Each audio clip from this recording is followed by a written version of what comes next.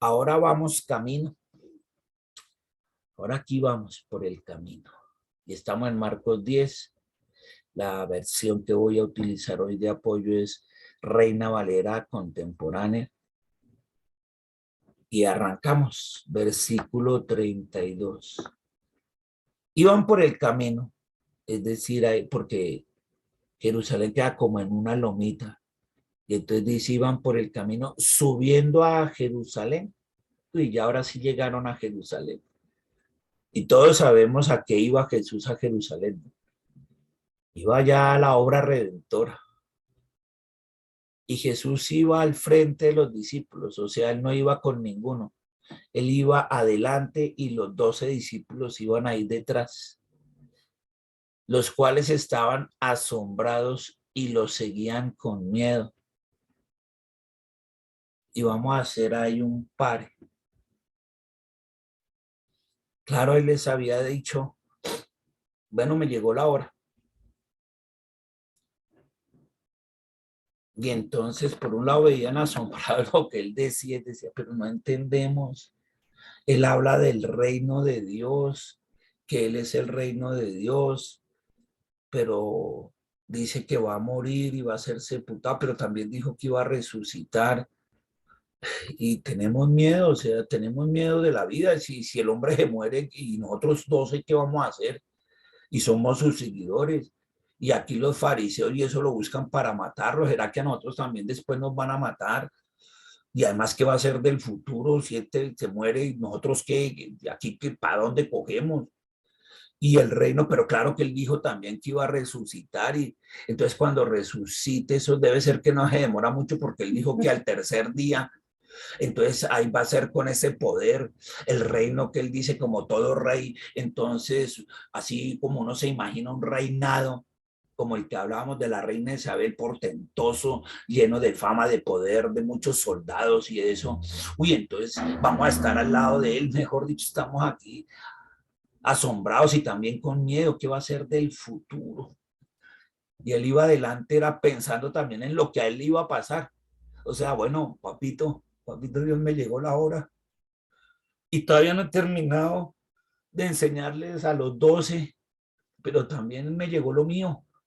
Y ya no hay tu tía que valga, ya aquí no hay de forma de devolverse. Yo también sé lo que me espera. Entonces dice ahí, entonces él se volvió entonces a llevar aparte a los 12, venga, porque a él lo seguía la multitud y dijo, venga, a mí me interesan ustedes dos, y dejarle las enseñanzas claras a los 12, porque ustedes van a fundar la iglesia y tienen que tener los fundamentos bien sólidos, ser columnas sólidas de la iglesia naciente, de la iglesia cristiana. Entonces comenzó a decirles, mire, lo que iba a suceder. Entonces ya les va a contar lo que va a pasar en Jerusalén en ese tiempo. Como pueden ver, y ahí les estaba mostrando, ahora vamos camino, y de ahí salió el título de la prédica. Ahora vamos camino, y contigo y conmigo que me estás oyendo, también nos dice lo mismo, ahora vamos en camino.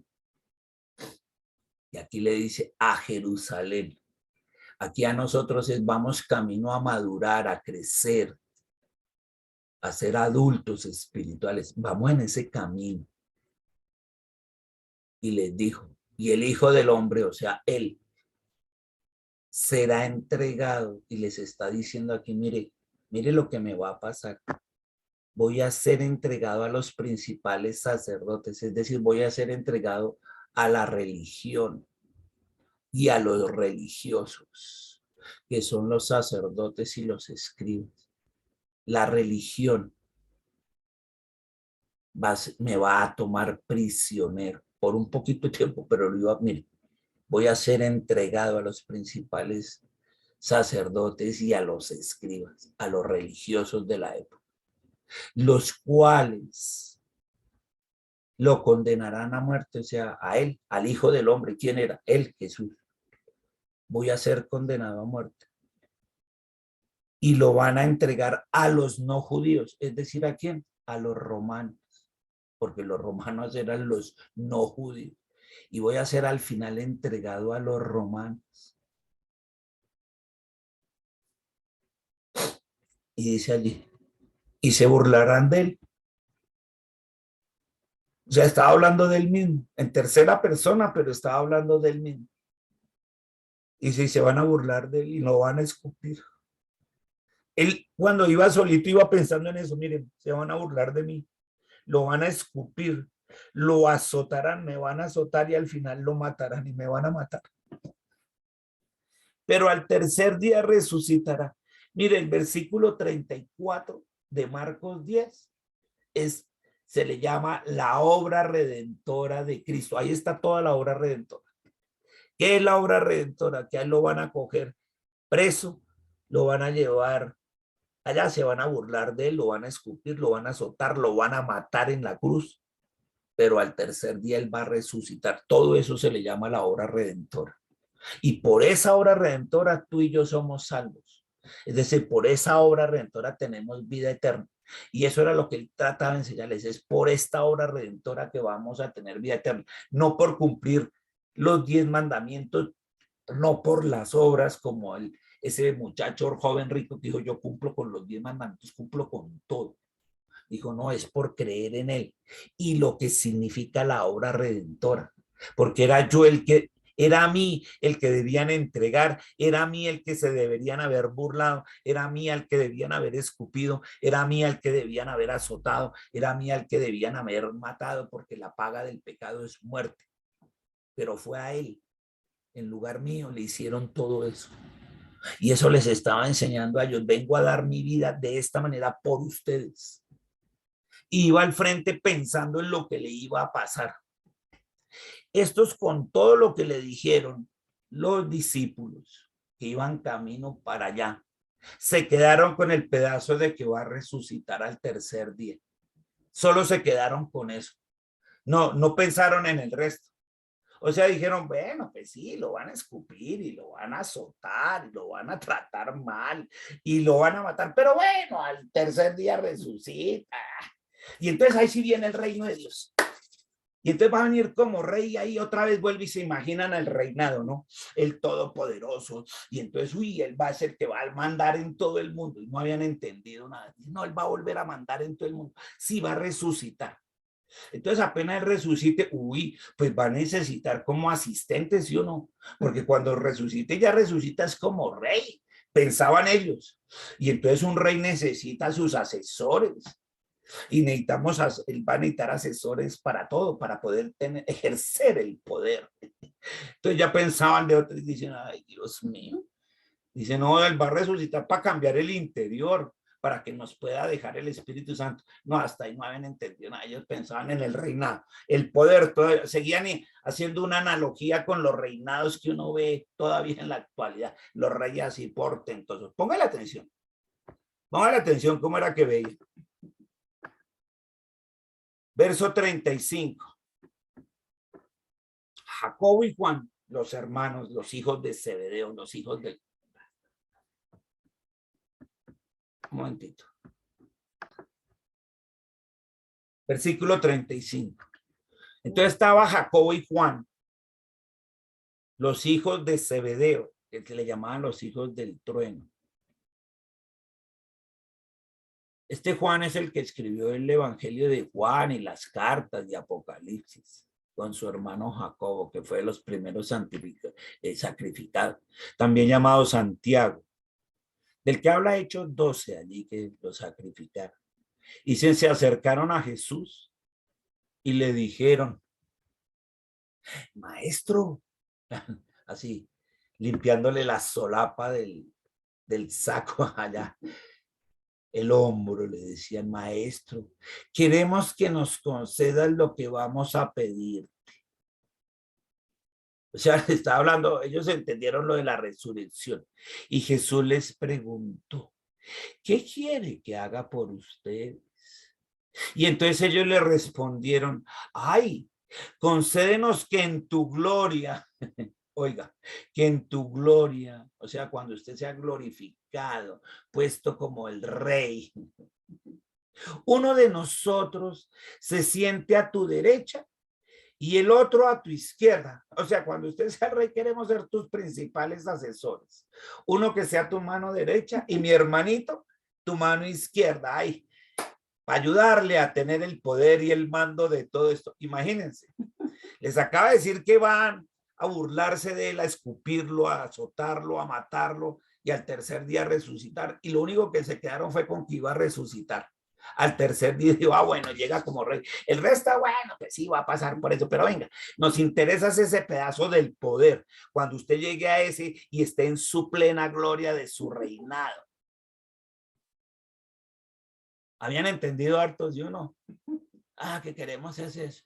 Entonces Jesús les dijo, ustedes no saben lo que piden. Y ahí entiende uno porque Santiago 4:3 dice, a nosotros nos dice, pedimos y pedimos mal. Porque pedimos es para nuestros propios deleites. Cuando oramos al Señor, pedimos y pedimos mal. Estos lo estaban haciendo también mal. Acuérdense que orar es conversar con Dios. Aquí conversar con Jesús. Y le dijo, ustedes no saben lo que piden, porque piden y piden mal. ¿Acaso pueden beber del mismo vaso del que yo bebo? Claro, en la cena del Señor bebían del mismo vaso. O ser bautizados con el mismo bautismo que yo voy a recibir. Sí, también recibieron el bautizo de Juan el Bautista igual. Y ellos dijeron, verso 39 a su izquierda, sí podemos.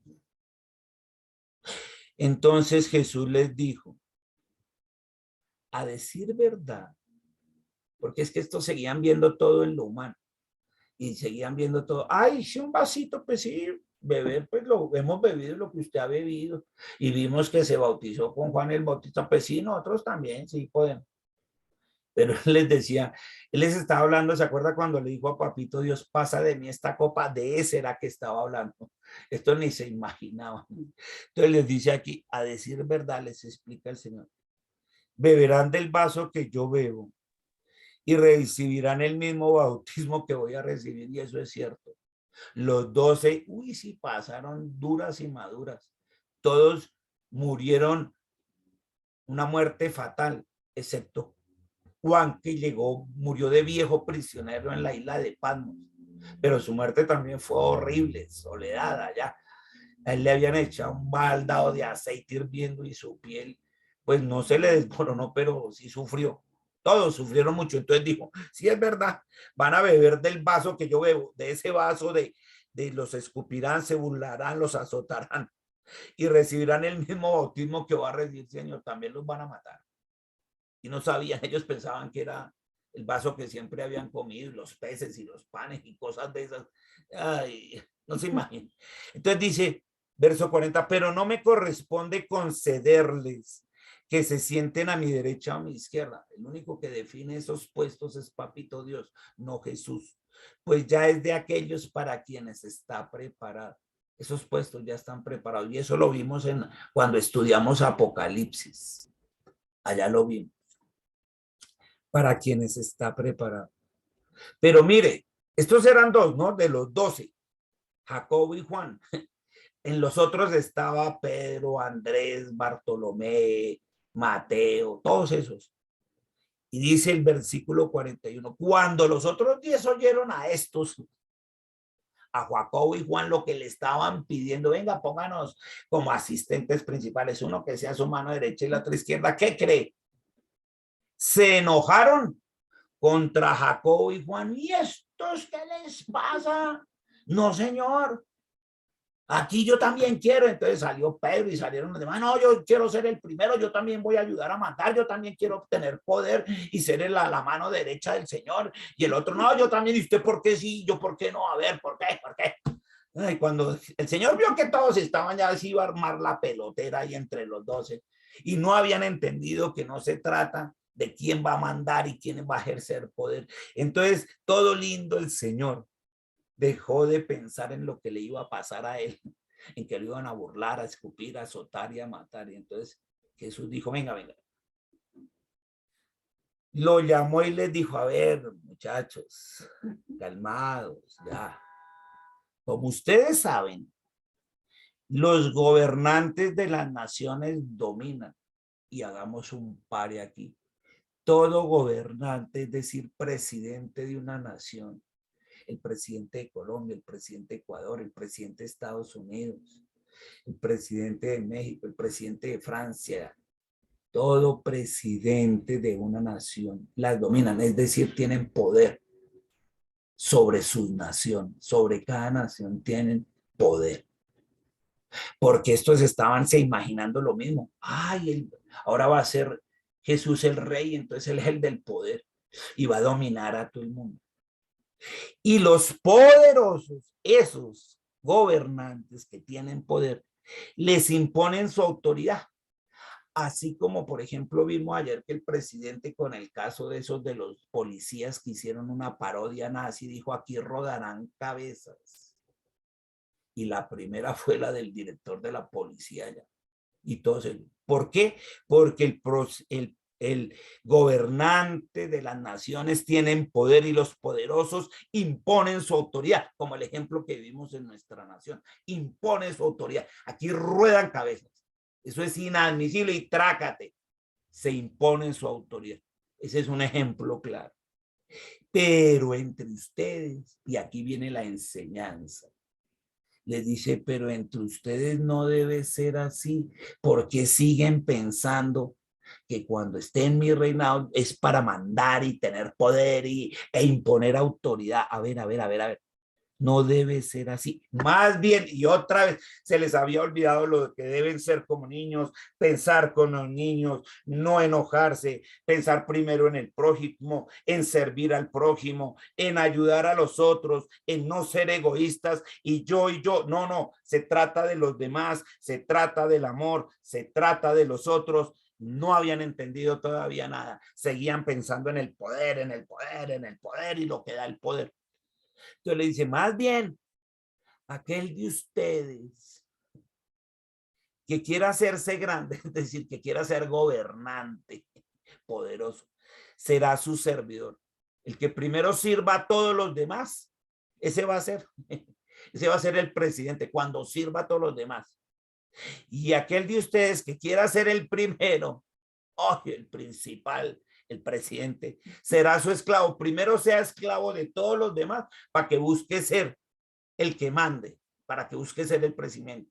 Primero busque ser el mesero del restaurante antes que ser el dueño del restaurante. Primero atienda todas las mesas y después sí busque ser el dueño del restaurante. Eso fue lo que le estaba enseñando.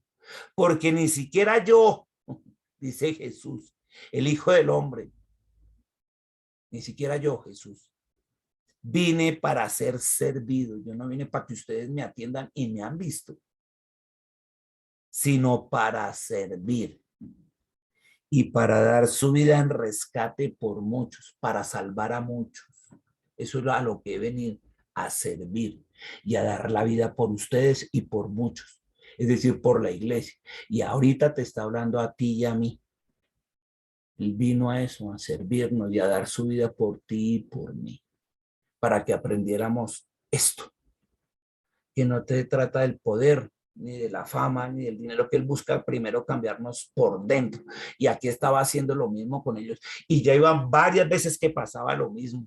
Y les pasó al joven y a los niños, vengan a mí. Y comparó contra el rico y todas esas cosas. Y nada que aprendían. Igual que tú y yo, nos pasa mucho esto. Pero déjame decirte una cosa. Cuando tú lees, por ejemplo, Primera de Pedro, capítulo 5, eso están los primeros versículos, hay versículos 2 y 3 del capítulo 5 de la primera carta de Pedro, tú ves a un Pedro que fue el que escribió esa carta, totalmente cambiado. No es este mismo que está aquí discutiendo por ser el primero, y no le pasa eso, ya se le quitó, aprendió esto. Cuando tú lees Primera de Pedro, capítulo 5, versículos 2 y 3, que te lo dejo ahí, o ahorita de pronto en oración lo leemos, vas a ver a un Pedro cambiado que piensa como Jesús y que dice esto mismo, dice, uy, Pedro al fin entendió. Y eso que Jesús no estaba ahí con ellos, ni era rey ni nada. Ya había resucitado y había ascendido al cielo y los dejó ahí. Pero ellos ya quedaron con el Espíritu Santo adentro y ya pensaban, actuaban y hablaban igual que Jesús. Ya no eran como eran aquí, o sea que sí cambiaron. Y si ellos pudieron cambiar, los discípulos que quedaron, tú y yo también, porque al igual que ellos nos dejó al Espíritu Santo y podemos hacerlo. Y por eso damos gloria y honra al Padre Todopoderoso, al Hijo, al Espíritu Santo, a la Trinidad, a la divinidad, a